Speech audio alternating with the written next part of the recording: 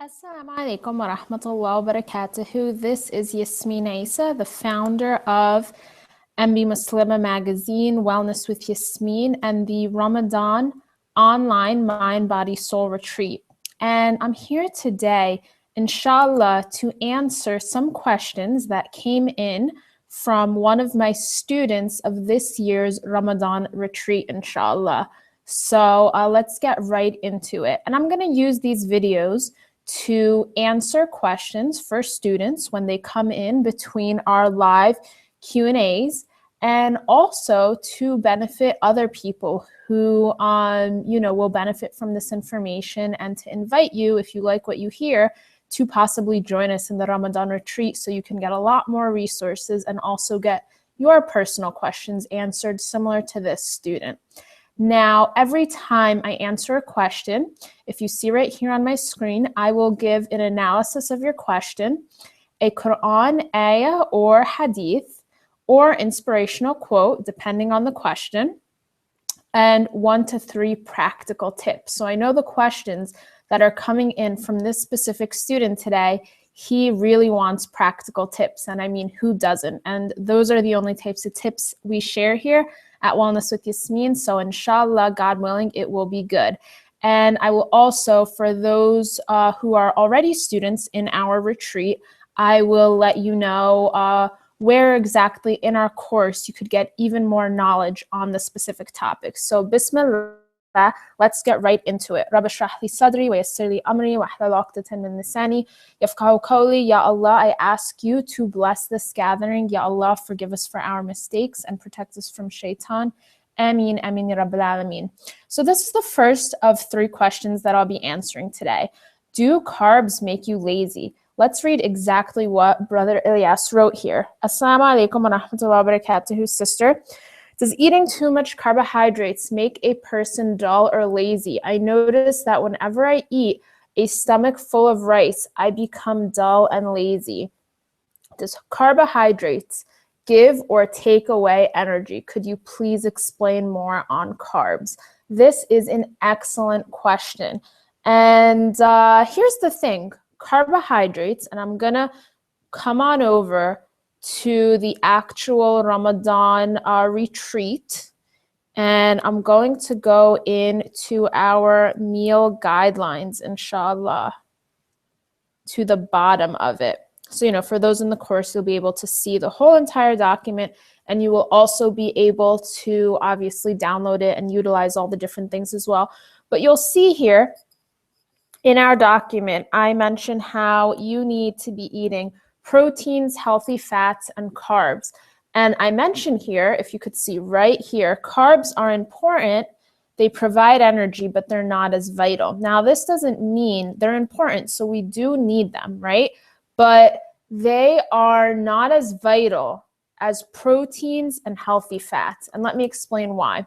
If you do not eat enough protein, you are risking losing your muscle mass. Protein helps protect our muscle mass. Healthy fats help keep us full. They also help our vision, they help our brain, they help our hormonal health, and they also allow us to absorb vital nutrients. Certain vitamins like vitamin D and vitamin A and vitamin E cannot be absorbed without vitamin D, without healthy fats. So they're very important. Carbs are also important in terms of, providing energy. And also, if they're the correct type of carbs, they help with digestion if they're high in fiber. So let's go back to this question here. What's most important is that you're eating a balanced diet. So in this question, I see that you are mentioning that whenever you eat a stomach full of rice. So I'm curious, what are you eating with that rice? Do you have healthy fats in there? Do you have proteins in there? Do you have greens? You might have noticed on the meal guidelines too, I talk about eating greens. And greens are very important too because they help alkalize our body. Rice by itself is acidic in the body. So it could make us really tired and dull, like you mentioned here, if we're not having it with something which is alkaline forming, such as greens. So it's really a great idea to, to take your carbs and to put really awesome things with it. You could be putting vegetables with your carbohydrates. You could be adding things like fresh ginger root. You could also pick carbs that are more likely to give you energy, and carbs that are going to help with your digestion. So if you're having carbohydrates that do not have fiber in the carbohydrates, such as, like really, like white bread that doesn't have any fiber in it, or, things that you could just read the nutrition label, or you could, if it's a whole food, you'll be able to tell that there is fiber in it. But it's really important, because if you think of it, fiber is almost like a broom that sweeps everything through your body. And also fiber helps slow down you getting crazy blood sugar levels. And there's also carbs that are called resistant starches or carbohydrates, which the body does better on. It's a cleaner source of energy. Examples of this are sweet potatoes, plantains, fruits, dates, beans. Those are all really good examples. And I'm going to exit out here again. In the Quran, specifically in Surah An-Nahl, Allah subhanahu wa ta'ala tells us in ayah number 11, with it, he produces for you corn, olives, date palms, grapes, and every kind of fruit. Verily, in this is a sign for those who give thought. So, here we're learning from Allah subhanahu wa ta'ala that eating whole foods is the way to go. And if you look at, since this is a student who is in the course, if you go to the cookbook, you're going to see so many recipes that incorporate carbohydrates, but in a really awesome way. So let me find some examples for you. All vegetables have carbohydrates, by the way. They're one of the best ways to get your carbohydrates. So here we could see some green beans. Let's see what else here. Here there is a picture of some black rice. That's an excellent source of carbohydrates. Here is a picture of black bean brownies. The recipe is also in the book, so you can have amazing brownies that are made from beans. Excellent source of carbohydrates. Here we have a picture of purple sweet potatoes. Excellent source of carbohydrates. Here you'll see a platter that has rice, but there's also some almonds, there's chicken, there's turmeric in here, so that's really great. Here you'll even see some egg and some avocado with parsley, tomato. You can't really see it, but there is a slice of bread under there. It is gluten-free bread that has to be kept in the refrigerator, which doesn't really have preservatives and whatnot. So you'll see there are many ways to enjoy carbohydrates. If you go to the table of contents, you'll find sweet potato fries. That's a great one. You'll find protein pancakes where you use eggs and bananas. So the banana is a great source of carbohydrate, has a lot of fiber in it. Let's see what else here. Apple chips. So apples are a great source of carbohydrates. So carbs do not just have to be grains, and you'll see that, such as rice. And those are good for like iftar or whatnot, but you're not going to want to have those fast carbohydrates during suhoor time. So you'll learn more, especially when you get to this video, the meal planning during Ramadan, in module number 1. So inshallah, that answers that question. So let me give you some quick tips. 1, incorporate more whole food based carbohydrates that have a lot of fiber, such as sweet potatoes, fruits, and vegetables. Another thing I noticed is you said, whenever I eat a stomach full of rice, maybe the problem is not that you're eating rice. Rice is totally fine, especially if it's brown rice or black rice, and even white rice. If you're going to have white rice, make sure there's a lot of vegetables with the white rice. But you don't want to eat a stomach full. You might not be feeling lazy because of the carbs, but because of, the fact that you ate too much possibly, or didn't leave enough room Food is supposed to give us energy. So there is your answer to that question, inshallah. Sometimes I trip on words. I guess that happens to everyone. Okay, next question. Bismillah. Low carb options for diabetics. So, assalamu alaikum wa rahmatullahi wa barakatuhu. My father is a diabetic and heart patient. He is on a low carb diet as of now. Most of the time, he follows the same recipes for the low carb diet. He is getting bored by eating the same food. Do you recommend any good recipe books for the low carb diet? Absolutely. I might be a little bit biased, but I absolutely recommend the cookbook you're getting in this course. You have the whole cookbook here, the Glow from the Inside Out cookbook. You might want to get the print version. You could order the print version and send that to your father, or bring it to your father. Really, all of the carbs in here are all great sources of carbs. They are also all gluten-free, so they do not, cause any inflammation or whatnot. So really, any recipe in here that is pretty good for someone who is diabetic. I would probably say you might want to be careful with certain things that are a little bit higher in sugar, such as the recipes that have bananas, or that, there's maybe only 2 desserts that call for using coconut sugar, but most of the other recipes should be just fine because they're all using whole foods. Now, there's lots of recipes here, so I would recommend this one. Another great cookbook, which is similar in guidelines but different in recipes, is a cookbook called Practical Paleo by Diane Sanfilippo. So I would recommend that one as well. Between those two, you're going to have a lot of delicious recipes, inshallah. And let's see. I have another ayah for you.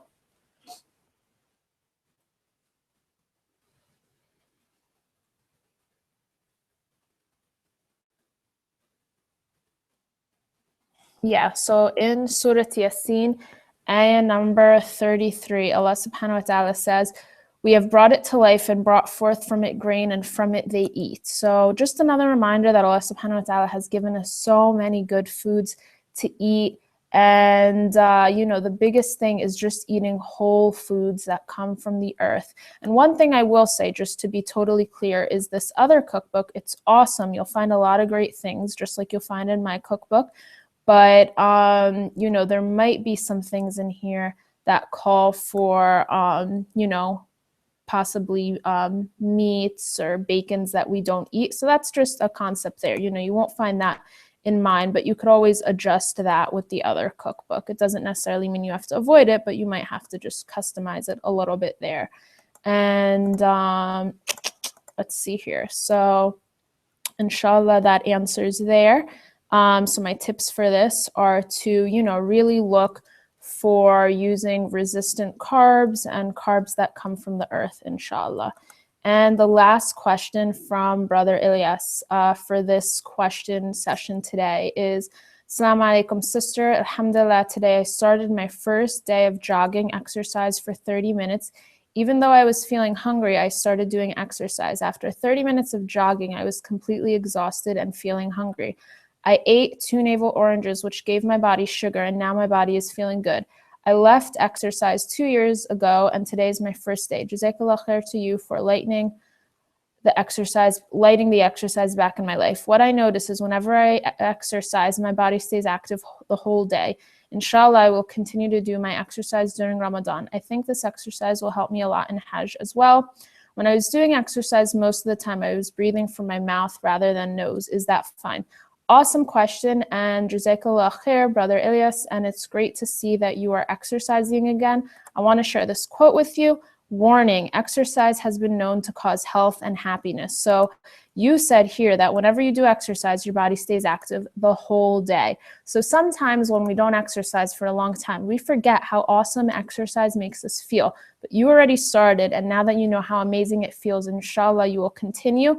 And yes, it will help you with Hajj. In our class, module 1 has already been unlocked.